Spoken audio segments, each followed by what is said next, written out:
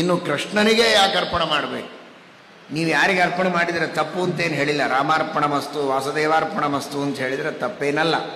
ಆದರೂ ಈ ಸಂಪ್ರದಾಯ ಬರುವುದಕ್ಕೆ ವಿಶೇಷವಾಗಿ ಕಾರಣ ಅಂದರೆ, ನನ್ನ ಹತ್ರ ಒಂದೇ ಒಂದು ಪೆನ್ ಇದೆ, ಯಾರಿಗೆ ಕೊಡಲಿ ನಾನು? ಯಾರಿಗೆ ಬೇಕು? ಇರೋದು ಒಂದು ಪೆನ್. ಪಾಪ ಅವರು ಕೈ ಮಾಡಿದರು, ನನಗೆ ದೊಡ್ಡ ಭಾರ ಇಳಿತು. ಯಾಕೆಂದರೆ ಇಷ್ಟು ಜನ ಕೂತಿದ್ದೀರಿ, ಕೊಡ್ಲಿಕ್ಕೆ ನನ್ನ ಹತ್ರ 100 ಪೆನ್ ಇಲ್ಲ, ಇರೋದು ಒಂದು ಪೆನ್ನು. ಸಹಜವಾಗಿ ನಾನು ಅವ್ರಿಗೆ ಕೊಡ್ತೇನೆ, ಈಗ ಕೊಡಲ್ಲ. ಯಾಕೆ ಅಂದರೆ ಅವ್ರು ಕೇಳಿಬಿಟ್ರಲ್ಲ.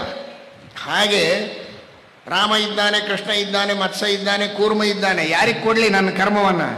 ಕೃಷ್ಣ ಏನು ಮಾಡಿದ ಅಂದರೆ ಕೈ ಎತ್ತಿದ. ಯತ್ ಕರೋಷಿ ಯದ್ ಅಶ್ನಾಸಿ ಯದ್ ಜೊಹೋಸಿ ದದಾಸಿ ಯತ್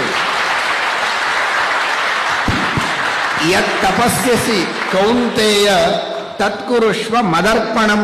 ನನಗೆ ಅರ್ಪಣೆ ಮಾಡುವಂತ ಕೃಷ್ಣ ಹೇಳಿದ. ಸರಿ, ಅನಂತ ಅವತಾರಗಳಿವೆ, ನಾನೇನು ಮಾಡಲಿ? ಕೃಷ್ಣ ಕೇಳಿದ, ಅವನಿಗೆ ಕೊಟ್ಟೆ, ಕೃಷ್ಣ ಅರ್ಪಣ ಅಷ್ಟೇ.